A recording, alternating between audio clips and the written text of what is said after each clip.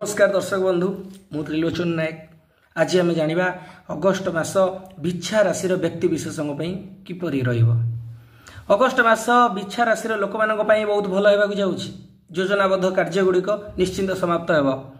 आपण यही मसरे किसी नूतन कार्य आरंभ करें जहाँ भविष्य में आपन को निश्चिंत लाभ आण। यही मसरे घरे बहुत अतिथि आसवे एवं जीवे।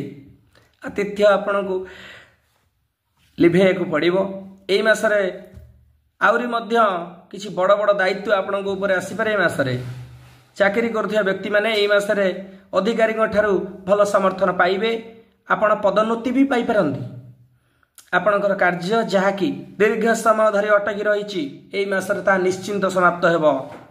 व्यवसाय लाभ संभावना रही। चाकरी करुवा व्यक्ति माने किसी बड़ लाभ पाइपर। परिवार रे एक नूतन व्यक्ति आगमन हो।